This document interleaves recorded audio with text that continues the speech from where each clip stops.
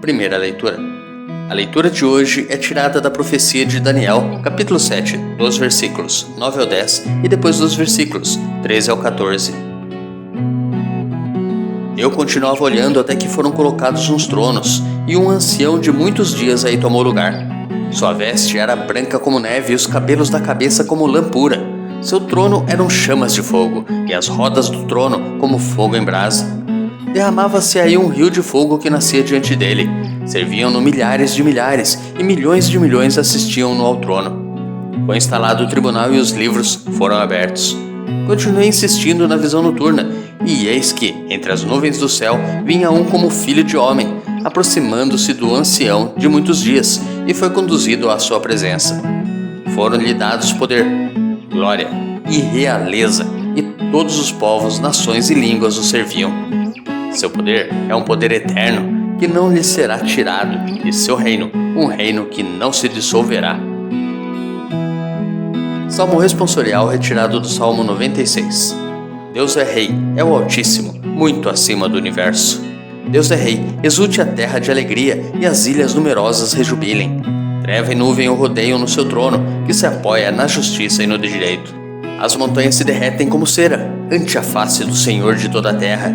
E assim proclama o céu sua justiça, todos os povos podem ver a sua glória. Porque vós sois o Altíssimo, Senhor, muito acima do universo que criastes, e de muito superais todos os deuses. Deus é Rei, é o Altíssimo, muito acima do universo. Segunda leitura. A leitura de hoje é tirada da segunda carta de São Pedro, capítulo 1, dos versículos 16 ao 19. Caríssimos, não foi seguindo fábulas habilmente inventadas que vos demos a conhecer o poder e a vinda de nosso Senhor Jesus Cristo, mas sim por termos sido testemunhas oculares da sua majestade. Efetivamente, ele recebeu honra e glória da parte de Deus Pai, quando do seio da esplêndida glória se fez ouvir aquela voz que dizia: Este é o meu Filho bem-amado, no qual ponho o meu bem-querer. Esta voz nós a ouvimos vinda do céu, quando estávamos com ele no Monte Santo. E assim se tornou ainda mais firme a palavra da profecia, que fazeis bem em ter diante dos olhos como lâmpada que brilha em lugar escuro, até clarear o dia, e levantar-se a estrela da manhã em vossos corações. Evangelho.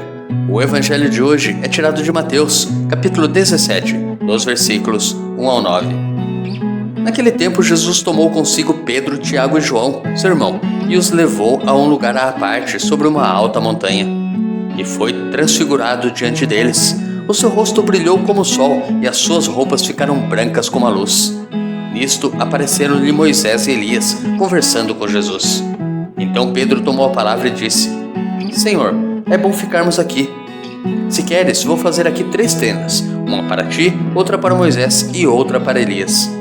Pedro ainda estava falando quando uma nuvem luminosa os cobriu com sua sombra. E da nuvem uma voz dizia: Este é o meu Filho amado, no qual eu pus todo o meu agrado. Escutai-o.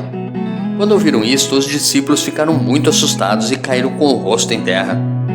Jesus se aproximou, tocou neles e disse: Levantai-vos e não tenhais medo. Os discípulos ergueram os olhos e não viram mais ninguém, a não ser somente Jesus. Quando desciam da montanha, Jesus ordenou-lhes: Não conteis a ninguém esta visão, até que o Filho do Homem tenha ressuscitado dos mortos. Meditando a palavra de Deus. A transfiguração é prefiguração da glória futura de Jesus. Mateus acentua que o rosto de Jesus brilhou como o sol e suas roupas ficaram brancas como a luz. O rosto brilhante de Jesus é o rosto do Pai que se revela à humanidade, representada pelos discípulos. Jesus é contemplado falando com Moisés e Elias. Ele é a síntese e o ápice da lei dos profetas. É a própria lei de Deus que se revela como amor aos humanos, ensinando-os a amar como ele amou, até a infâmia da morte de cruz. A voz celeste, ao dirigir-se aos discípulos, assegura que Jesus é o Filho amado, aquele que agrada ao Pai. É o Salvador, o Messias servo, pobre e obediente até a morte. Os discípulos devem escutar e seguir o que ele diz e ensina, porque em Jesus repousa o projeto salvífico do Pai. Nesse sentido, a transfiguração toma feições pedagógicas. Após ter anunciado sua paixão, Mateus capítulo 16, dos versículos 21 ao 23, e exposto aos discípulos as exigências para segui-lo, Mateus capítulo 16, dos versículos 24 ao 28, o transfigurado deve ser seguido, assim como ele segue o itinerário de salvação proposto pelo Pai e o obedece em tudo. Descendo da montanha, os discípulos são exortados a não dizer nada a ninguém, para que o messianismo de Jesus não seja confundido com nenhuma expectativa messiânica, triunfalista. Será que Pedro, João e Tiago entenderam o recado da transfiguração? Ou continuaram com a mesma mentalidade anterior a ela? Para saber disso, precisamos ler o restante do Evangelho de Mateus. Mas e nós? Qual a ideia? Qual a imagem que trazemos do messianismo de Jesus? Qual atitude a transfiguração nos ensina e nos motiva a viver e a praticar em nossa vida pessoal, comunitária e eclesial? Reflita. Deus te abençoe e te proteja. Grave agora um áudio com a leitura do dia e encaminhe para o seu próximo. Ou envie um versículo da Bíblia nesse instante. Se preferir, compartilhe este vídeo. Curta, comente com o seu amém.